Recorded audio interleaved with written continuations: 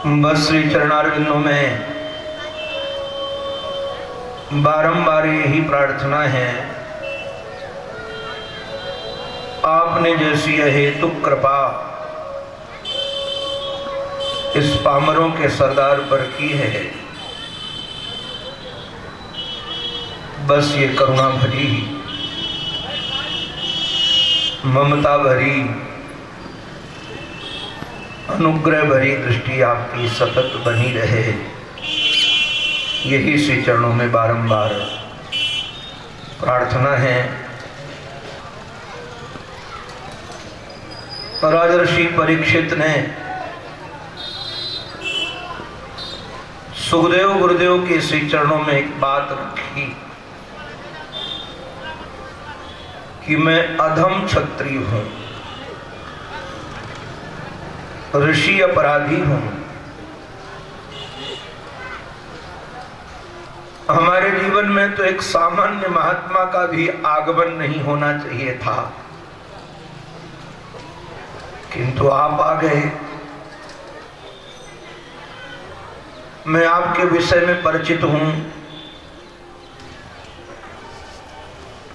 आप किसी सद्गृहस्थ के घर जाते भी हो दरवाजे पर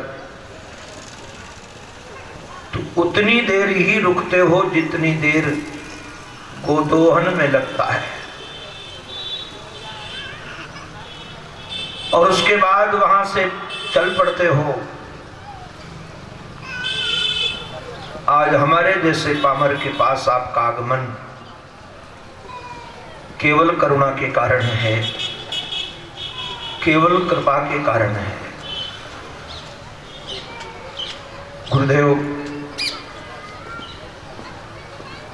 हमारा क्या कर्तव्य है, हमें क्या सुनना चाहिए, क्या मनन करना चाहिए, क्या निधिध्यासन करना चाहिए, क्या जाप करना चाहिए,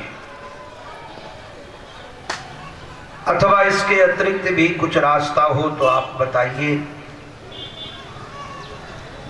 सुखदेव जी महाराज राजर्षि परीक्षित पर रीझ गए, उनकी विनम्रता पर, और प्रसन्न होकर के सुखदेव जी महाराज ने कहा, वरियान एसते प्रश्नः कृतो लोक हितम नृप नृण पाह्येति नृप। एक बात कहूं राजन, तुमने राज्य भले ही अपने सुपुत्र को दे दिया हो, किंतु स्वभाव से अभी भी आप राजा ही हो। राजा का स्वभाव होता है कि उसका व्यापार, उसका कर्तव्य, उसका कर्म लोकहित के लिए होना चाहिए। हमारे एक मित्र संत ने हमें कभी कहा था कि समाज हमको कुछ देता है तो हमसे पारदर्शिता चाहता है। ऐसे समाज यदि किसी को सम्मान देता है, राजपद पर अभिषिक्त करता है, उससे रक्षा की कामना चाहता है। और जो राजा स्वयं अपनी रक्षा नहीं कर सकता, वह प्रजा की रक्षा क्या करेगा। और व्यक्ति अपनी रक्षा तब करेगा जब वह अपने से बहुत प्रेम करता होगा। मैं सच कहूं, जो अपने से प्रेम नहीं करता वह किसी से भी प्रेम नहीं कर सकता है। प्रेम की पाठशाला अपने से प्रारंभ होती है। तुम राजा हो, आज तुम्हारा प्रश्न सचमुच में लोकहित के लिए है। कलयुग पर निग्रह करने निकले थे तब भी लोकहित के लिए। आज कलयुग के द्वारा ठगे जाने पर भी आपने लोकहित की कामना छोड़ी नहीं। राजन एक बात कहें, सावधानी पूर्वक यह सुनना चाहिए सबको। हमें जो आयु मिलती है, वैसे तो शास्त्र कहते हैं शतम जीवेम शरद, 100 वर्ष की आयु मान करके हम चलें यदि, वैसे आज के समय में तो 100 वर्ष तक पहुंचना हम सबके तो बस का है नहीं। 80 तक आते जाते 80% लोग चले जाते हैं, 90 तक पहुंचना तो बड़ा कठिन है। कोई संयमी व्यक्ति 90 पार भी कर जाए तो 100 तक पहुंचना बहुत कठिन है। और 100 तक यदि जीता है तो जीना और मरना उसका बराबर जैसा ही है। रो रो करके जीना, रोग ग्रसित होकर जीना, मुझे लगता है जीना तो वही जीना है जिसमें किसी का जीना हराम न हो। कई लोग स्वयं तो जीते हैं किंतु दूसरे लोगों का जीना हराम कर देते हैं, वो कोई जीना जीना नहीं है। जीना तो वही जीना है जिससे लोग आनंद में रहे, लोग उत्साह में रहें और लोगों को प्रार्थना न करनी पड़े कि अब ये चला जाए। तो मानो 70-75 साल तक की आयु आप मान लीजिए, तो आधी आयु तो चली जाती है व्यक्ति की सोने में, अब बची आधी परिवार के दायित्व में चली जाती है। हम कई बार सोचते हैं, लोग कहते हैं भी हम सेट नहीं हुए, अपने को सेट करते करते फिर जीवन ही अपसेट हो जाता है।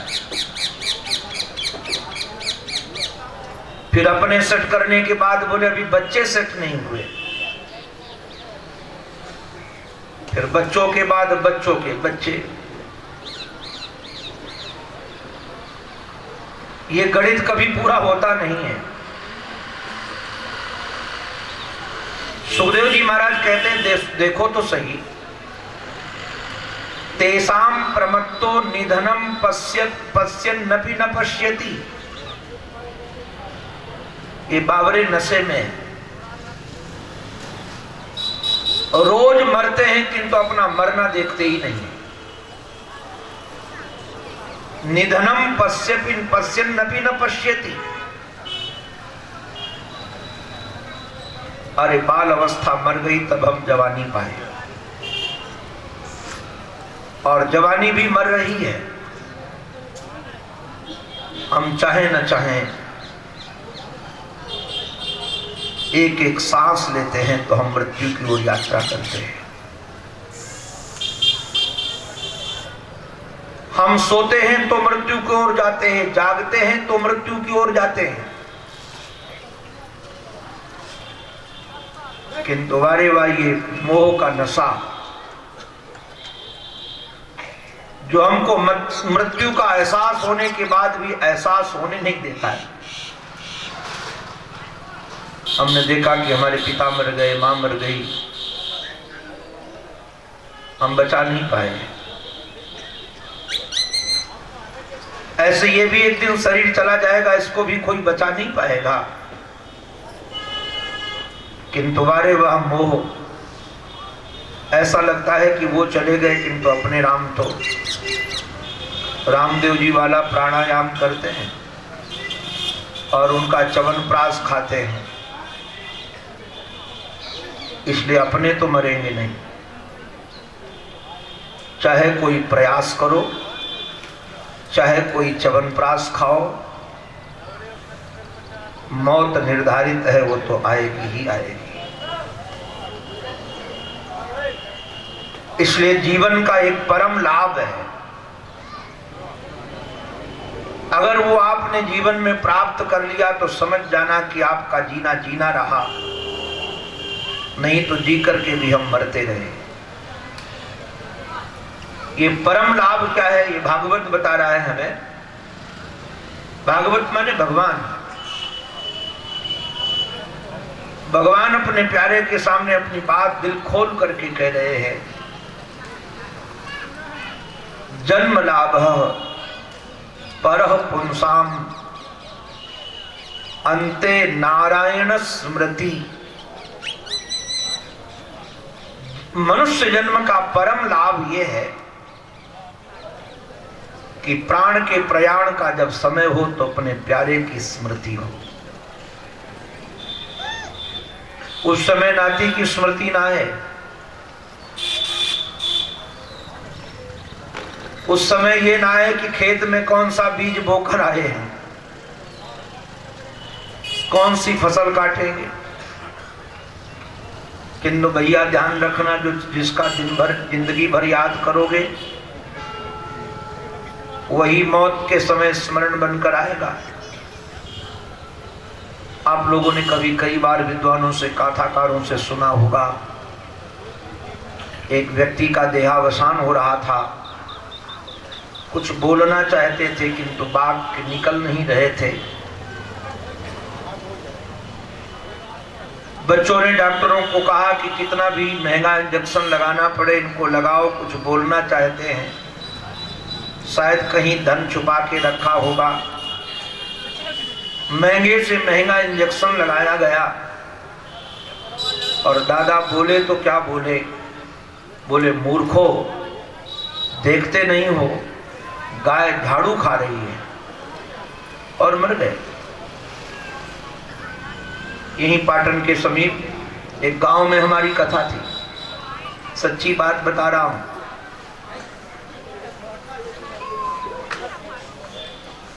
कथा के दूसरे दिन समापन हुआ, उसी दिन की घटना है।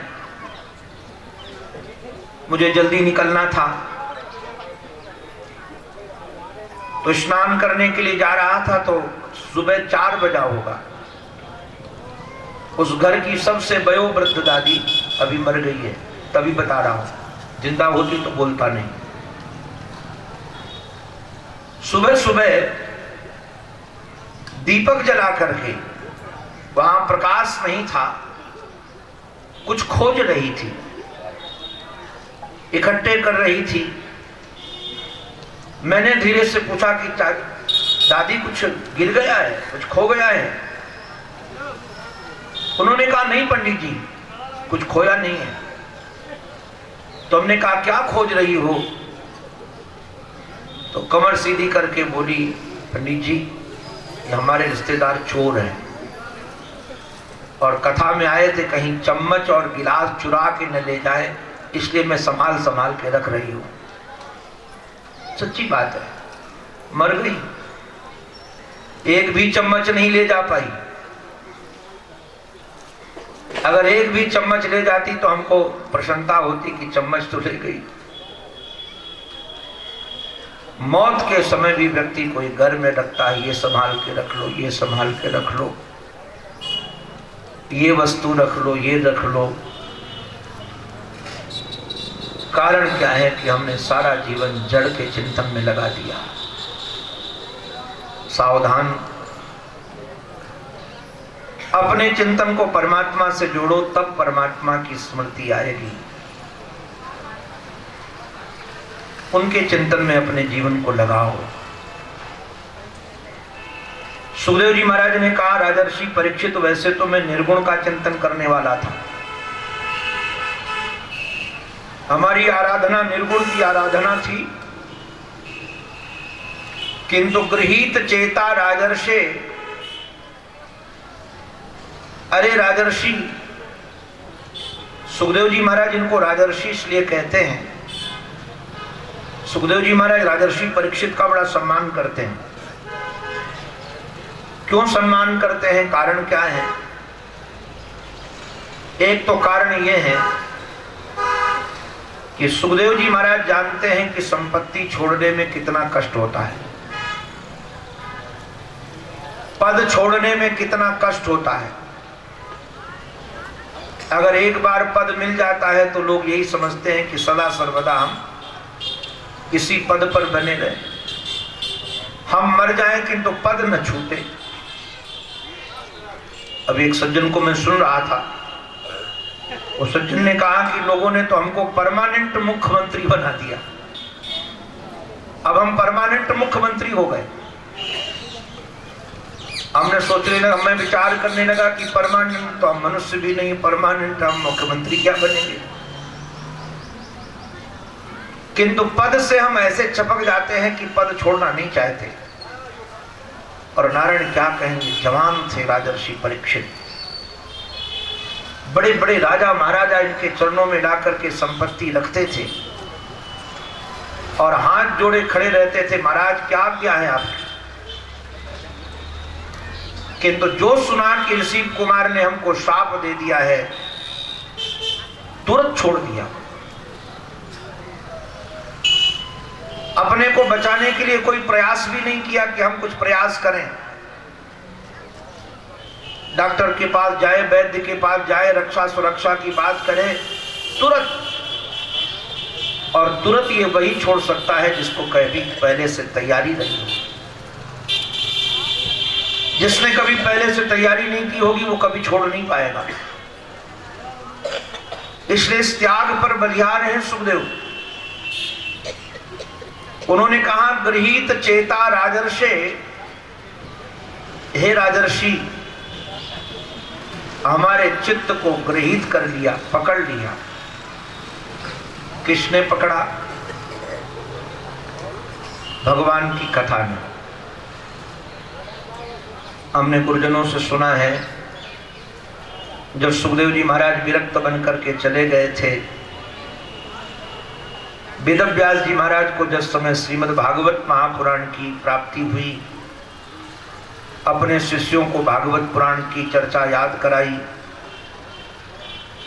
ये ऋषि कुमार जब संविधा लेने के लिए बन जाते थे, जहां विरक्त शिरोमणि श्री सुखदेव बैठ करके ध्यान करते होते थे, स्वर से गाते थे ब्रह्मचारी ऋषि कुमार, बरहा पीदम नटवर बपुक कर्णयो कर्णिकारम बिभ्रद वासक कनक कपिशम भैजयंतीम च मालाम रंध्रान वेणु रधर सुदय पूरयन गोपवृंदैहि वृंदारण्यम स्वपद रमणम प्राविशत गीत कीर्ति। सुखदेव जी महाराज ने आंख खोल करके देखा, पूछा कि और सुनाओ, जो इतने सुंदर हैं उनकी चर्चा और सुनाओ। ऋषि कुमार बोले, इतना ही आता है। आंख बंद करके बोले, कोई सुंदर होगा, मुझे क्या लेना देना है। मैं कई बार लोगों को निवेदन करता हूं, संसारी प्रभाव देखता है और सज्जन व्यक्ति स्वभाव देखता है। स्वार्थी व्यक्तियों को होता है कि इसका प्रभाव कहां कहां है, अगर इससे संबंध जोड़ेंगे तो हमको किस किस से लाभ मिल जाएगा। किंतु सज्जन पुरुष प्रभाव से बहुत ज्यादा प्रभावित नहीं होता है, स्वभाव से प्रभावित होता है। सुखदेव जी महाराज भी भगवान के प्रभाव से बहुत प्रभावित नहीं हुए, किंतु जब ब्रह्मचारियों ने अहो वकीयम स्तनकाल कूटम जिघांसय पाय यद्यप्य साध्वी लेभे गतिम धातृचिताम ततोन्यम कंवा दयालुम शरणम ब्रजेम, जब स्वभाव की चर्चा सुनी कि श्री कृष्ण के पास वह पापनी बकी पूतना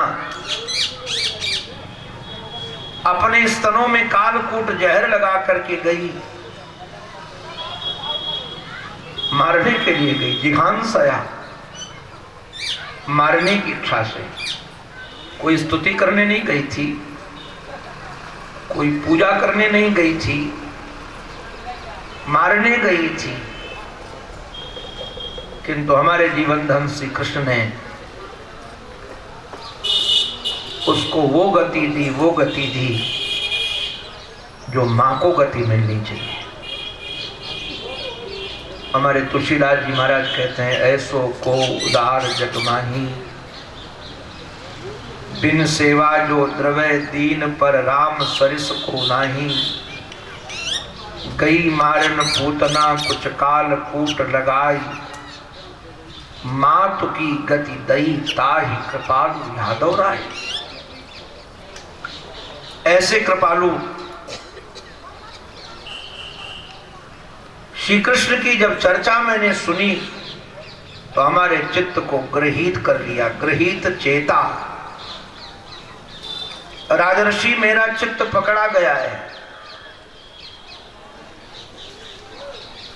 और बहुत बढ़िया बात है, मन पकड़ा नहीं गया, बुद्धि नहीं पकड़ी गई। मन और बुद्धि पकड़ने के बाद कई बार होता है व्यक्ति छूट जाता है। अगर मन गृहीत हुआ होता तो ये मन कभी विमन भी हो सकता था, किंतु जब चित्त पकड़ा जाता है, यही तो विशेषताएं है। चित्त नाम उसका है जिसमें संस्कार चिपके हुए हैं। अधिकतर लोग मन पकड़ते हैं, अधिकतर लोग बुद्धि पकड़ते हैं, और ये मन बुद्धि दोनों परिवर्तनशील है। एक जैसा मन सदा नहीं रहता, एक जैसी बुद्धि सदा नहीं रहती। किंतु जिसने हमारे चित्त को पकड़ लिया हो, अरे बाबा, जिसने हमारे चित्त को निहार दिया, उसको पता है कि मेरे इस खजाने में क्या क्या है। कई बार खजाने में मीठी मीठी चीजें नहीं होती, चित्त में कड़वी भी होती है। तो चित्त पर जिसने अधिकार कर लिया हो, लगता है उसने सर्वस्व पर अधिकार कर दिया। गृहीत चेता। राजर्षि, जब मैं राजर्षि चित्त को पकड़ा गया मेरे, तो मैंने संपूर्ण चरित्र पढ़ा। पहले पकड़ा जाता है चित्त, फिर व्यक्ति चरित्र की ओर बढ़ता है, देखना चाहता है जिसने मेरे चित्त को पकड़ा है